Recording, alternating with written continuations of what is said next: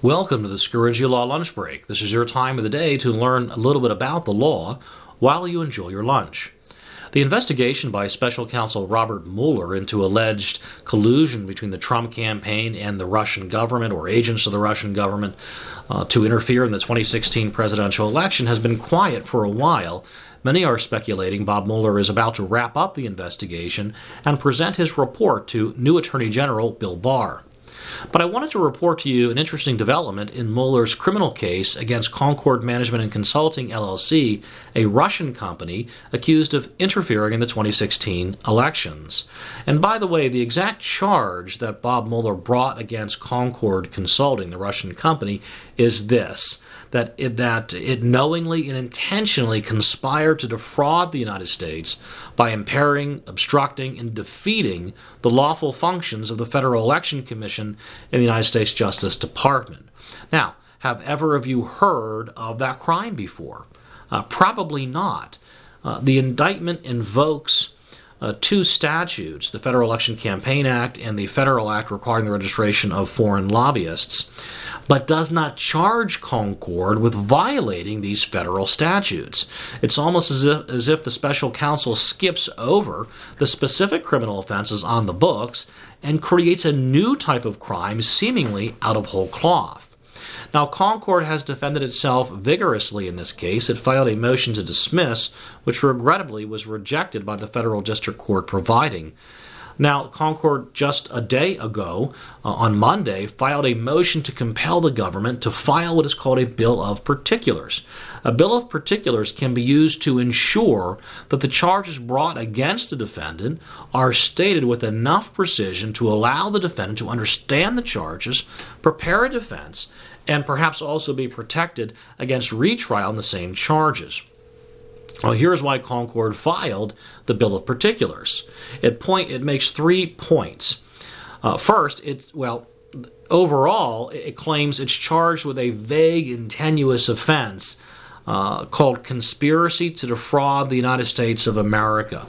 And I would agree with Concord, that is extremely vague and tenuous.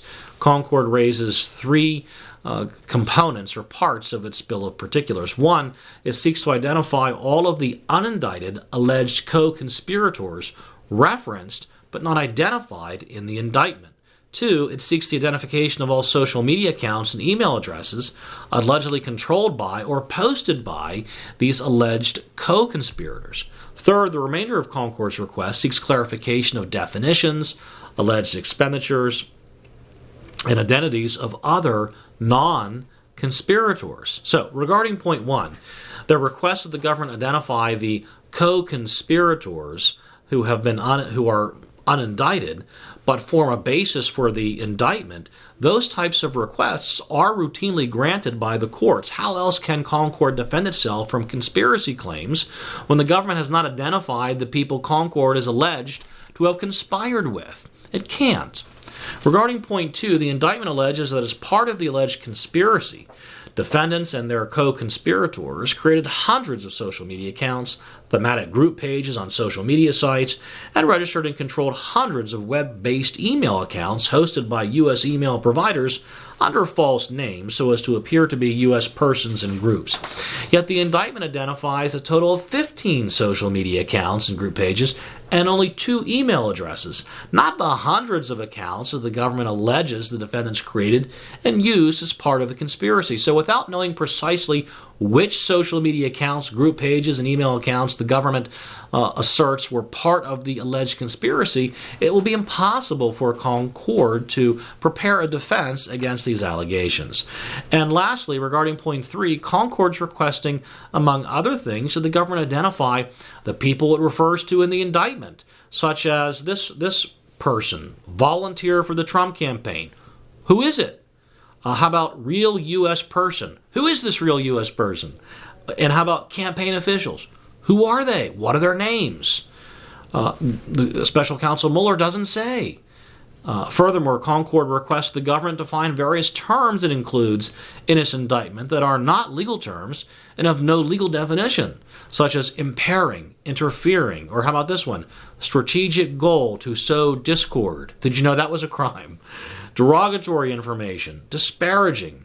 How How about certain domestic activities? What are they? What domestic activities? Interference operations. These terms have no legal meaning, and by virtue of their inclusion in the indictment, they force Concord to speculate what their meaning might be. This case involving Concord management is just one example of why I've been so critical of Special Counsel Bob Mueller and his investigation and prosecutions into this alleged collusion between the Trump campaign and the Russian government to interfere in the 2016 presidential election. There's been obviously there's no collusion.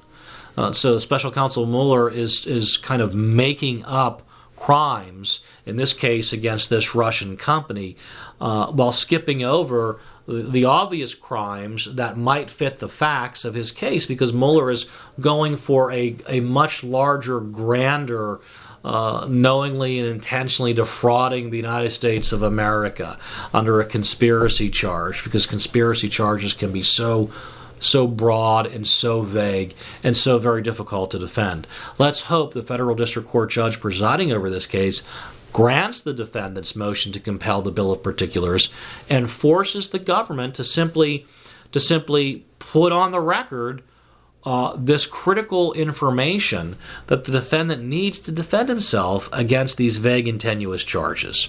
If you learned anything today from the Scaringi Law Lunch Break, and that is the important right of defendants to file in criminal court what's called a bill of particulars, to compel the government to turn over critical information it needs to defend itself. Well, that's about all the time we have today for the Scaringi Law Lunch Break. I hope you learned a little bit about the law. Thanks for listening, and enjoy your lunch.